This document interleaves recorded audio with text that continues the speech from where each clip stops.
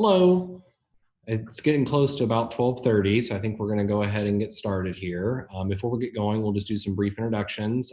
My name is Dr. George Fritch. I am currently a physician here at BPCHC. I did my bachelor's degree at Indiana State University, got my doctorate at IU School of Medicine, and did my residency at Union Hospital in Terre Haute. I'll turn it over to my partner here real quick. I'm Dr. Angela Hatfield. I also did my undergrad at ISU, my med school at Indiana University School of Medicine, and residency at Union Terre Haute. We're going to talk a little bit today about the HPV vaccination series and kind of give you the background on it and some reasons why we feel you should vaccinate yourself or your children.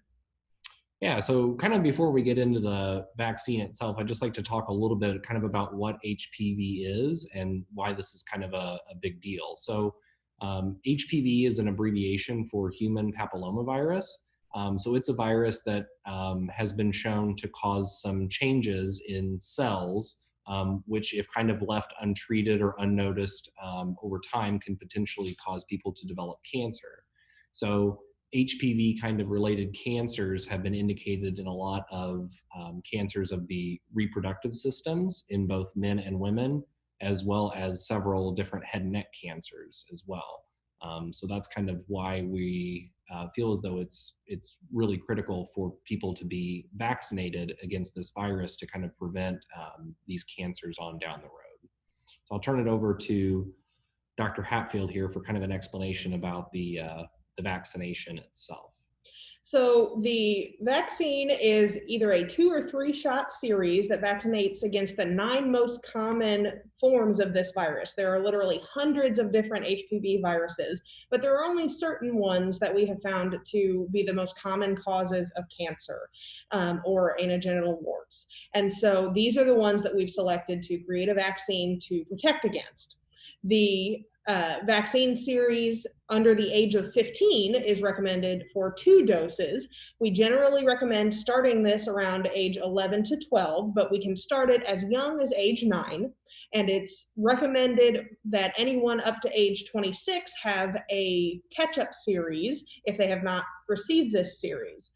However, if you are over the age of 26 and still under the age of 46, we still recommend that you have a discussion with your provider about whether or not this would be a helpful thing for you to have, because it can still help protect against development of cancer in the event that you would be a good candidate for the vaccine. Now, we get a lot of questions about whether or not this vaccine is safe.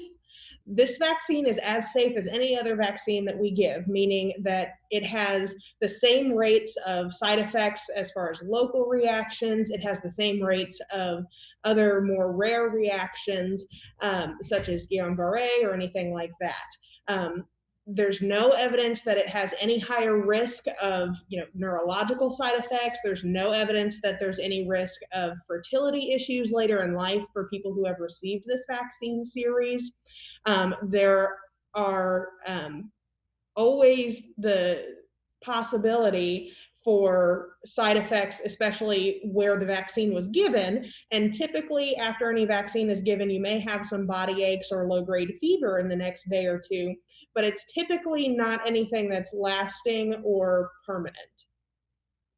Yeah. Another question that we get quite often is, why are we giving this vaccine to my child at such an early age if they're not yet sexually active? And the best answer to that question is around the age between kind of 9 and 12 is when a child's immune system is kind of at its strongest and its healthiest. And when, if we administer this vaccine, they're the most likely to get a sort of lifelong immunologic response to the vaccine. So basically it works the best if we give it then. Of course, we're always trying to target giving people this vaccine before they choose to become sexually active. But the reason that we give this is certainly not a free ticket for people to kind of start engaging in sexual activity. It's simply being done to make sure that they get the best chance at getting a lifelong immunity to these viruses that cause these precancerous and cancerous changes. There are studies that have been done that have shown that children that have received this vaccine have not shown any increased risk for starting early sexual activity, but there are other studies that do show the decreased rates of cancer. We are already seeing a decreased rate of cervical cancers, anal genital cancers, throat cancers, all of these different things that can be caused by HPV. We are already seeing declines in the rates of these cancers in the population that has been vaccinated. So it absolutely has been shown to be effective. So there is a good reason to get this. It's not just a theory. It's not just something that we're hoping is going to happen. We're already seeing these improvements. Yeah. This is something that you may see if you go to your doctor's office. This is a handout that the CDC publishes on kind of common questions about the HPV vaccine. So this is something the next time that you're either on the internet, you can look up yourself on the CDC or ask for at your local physician's office the next time that you're there. We were prompted with several questions that community members wanted us to answer about this vaccine. But if anyone on the video chat right now has a different question that they would like to ask, if you could type it in the chat box through Zoom, we have access to read those and we can read it and provide our best answers to your questions. So with that, we'll give you a couple of minutes to see if you have any sort of lingering questions. We hope that this session was informational to you and provided you with some good kind of factual information about the vaccine, what it's used for, and why we think it's so important to not only your health, but the health of the community as a whole.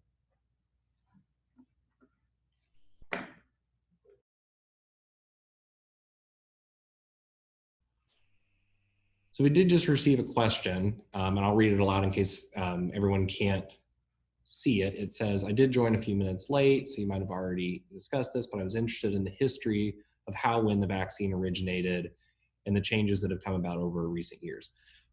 So this vaccine is newer relative to some of the other vaccines that we've been, administering in terms of kind of like vaccines against like tetanus, diphtheria, pertussis, measles, mumps, rubella, things like that. But the association was made several decades ago that HPV, the virus, is responsible for causing these kind of precancerous and cancerous changes of both the reproductive systems and also kind of the head and neck and like that. So there have been a couple different vaccines that have come out, but the more recent ones have added additional strains of the HPV virus that have been implicated in causing kind of precancerous changes. So the newer ones have kind of additional strains of the virus kind of included, so that your body will make immunity to sort of more of the virus strains that cause these kind of cancerous and precancerous changes. So some of the earlier ones were only kind of provided, against like 2 and 4. And then there was one that came out that protected against 16 and 18. Now they have some that are protective against 16, 18, 31, and 33. So they've just kind of added more subtypes of the virus that have been linked to cancer over the years in these vaccines. As of 2016 in the United States, there's only the 9-valent, which is what we currently give to our patients. It is either 2 or 3 vaccine series, as we discussed. Younger than the age of 15, you can complete the series with only 2 shots. Over the age of 15, you would have to have 3 shots to complete the series. So that's some of the recent changes in the last few years, is that it used to be 3 shots for everybody, but we found that as long as they are younger than 15 years of age, patients develop adequate immunity with only 2 shots. Usually those shots are given at kind of different intervals. So if you get the 3-dose series, usually if you get like the first dose, then you'll get another dose in a month and then another dose in 6 months. But if you get the 2-dose series, you can typically skip that 1-month follow-up and just get the 0 and 6-month vaccines.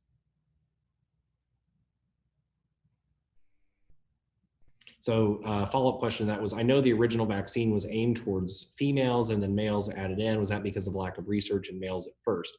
So yeah, I think initially it was kind of a little bit like less well understood, kind of the implications of HPV and kind of what it caused. So initially they had implicated HPV as a cause of cervical dysplasia, which is kind of a pre-cancer of the cervix, and then cervical cancer itself. But as time went on, we found not only are males carriers of HPV, but it actually, HPV causes cancer in men too. It's been implicated in penile cancer, anal rectal cancers, head and neck cancers in both men and women. So the indication for giving it to men not only is to prevent spread between female sexual partners, but also to protect the men themselves against cancers. So it's kind of twofold there.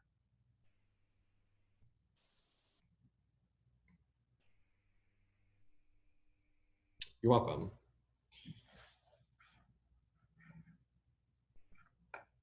Do we have any other questions that anyone in the group would like to pose to us?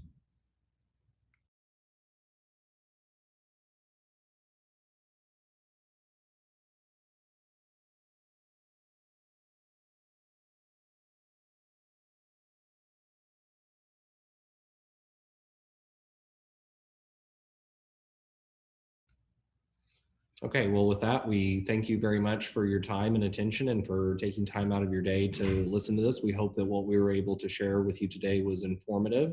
If you have any further questions, please feel free to reach out to your local physician's office for more information. Again, we did kind of share that handout from the CDC. They have a lot of good information on their page as well. But we thank you very much for your time and I hope you enjoy the rest of your day.